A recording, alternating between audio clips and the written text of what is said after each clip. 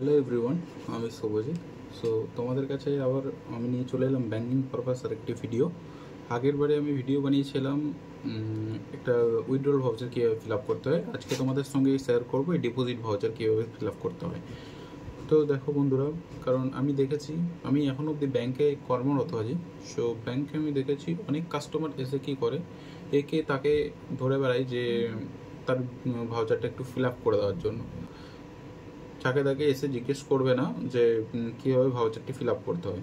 তো তোমরা ভিডিওটি শেষ পর্যন্ত পুরো দেখো।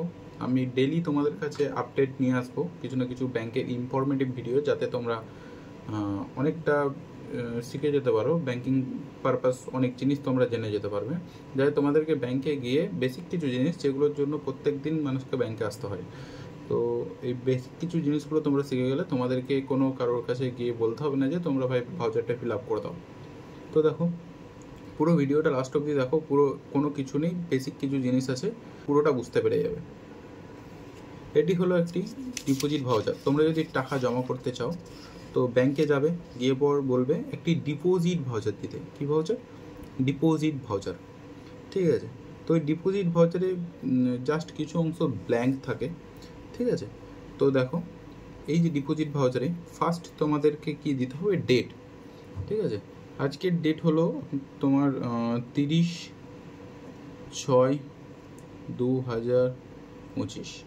ঠিক আছে। তারপর কি আছে? Account number. এই যে ঘরটি আছে, এখানে তোমাদেরকে অ্যাকাউন্ট নাম্বার দিতে হবে। 11 ডিজিটের অ্যাকাউন্ট নাম্বার হয় স্টেট ব্যাংকের।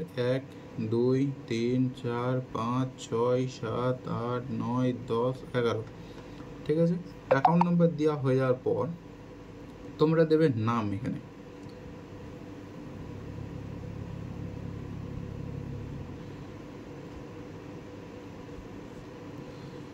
যে টাকা জমা করবে তার নাম দেবে, তার অ্যাকাউন্ট নাম্বার দেবে। তারপর এখানে মোবাইল নাম্বার যদি থাকে তো তোমরা দিয়ে দিলে।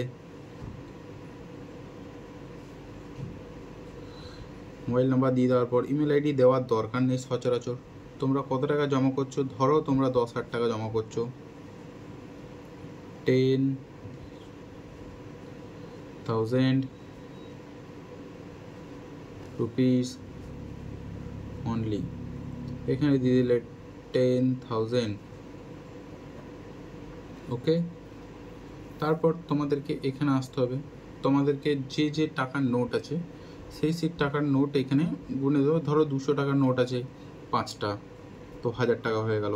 এরকম তোমার যা আছে, 100 টাকার নোট আছে 5টা, তো 500 টাকা হয়ে গেল। এরকমভাবে তোমাদের যা নোট আছে তোমরা এখানে দেবে। এখানে যদি তোমার 500 টাকার নোট থাকে তো 5 দুগুণে 10, তো তোমার কাছে যদি 20খানা নোট থাকে 10,000 টাকা হয়ে গেল। লিখে দিলে, এখানটায় দিয়ে দিলে 10,000। ওকে। আর এটা হচ্ছে তোমাদের কাউন্টার পার্ট, যেটা তুমি ব্যাংকে জমা করবে তার রিসিপ্ট। ঠিক আছে। তো রিসিপ্ট তোমাদেরকে ব্যাংক যখন টাকা জমা হয়ে যাবে তখন এখান থেকে এটা কেটে ভাগ করে তোমাদেরকে দিয়ে দেবে। এটা তোমাদের রিসিপ্ট কপি। তো এখানে তোমার সেম, এখানে 30/6/25 অ্যাকাউন্ট নাম্বার দিয়ে দেবে। 1 2 3 4 5 6 7 8 9 10 11। ওকে। অ্যাকাউন্ট নাম্বার দেওয়া হয়ে যাওয়ার পর তুমি এখানে দিয়ে দেবে নাম।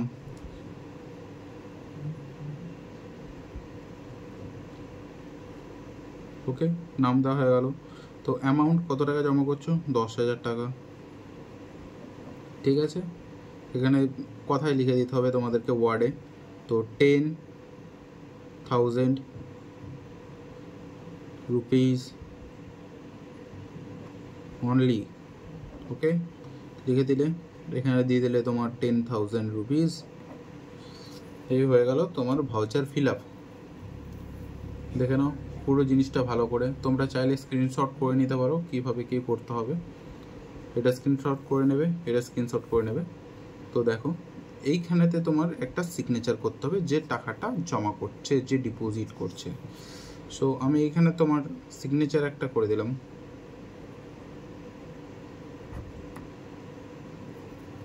এই যা সিগনেচার হয়ে গেল, তোমরা কাউন্টারে নিয়ে চলে যাবে, টাকা তাতে দিয়ে দেবে, তোমার টাকা জমা হয়ে যাবে। ওকে। তো যদি ভালো লেগে থাকে তো লাইক কমেন্ট শেয়ারটা করে দিও। আর অবশ্যই সাবস্ক্রাইব করে দেবে এবং বেল নোটিফিকেশানটি বাজিয়ে দেবে। তোমাদের প্রত্যেক দিনের আপডেট আসতে থাকবে আর তোমাদের কাছে নোটিফিকেশান চলে যাবে। তো বাই বাই গাইস, আজকের জন্য এতটুকুই। Bye bye, take care, by.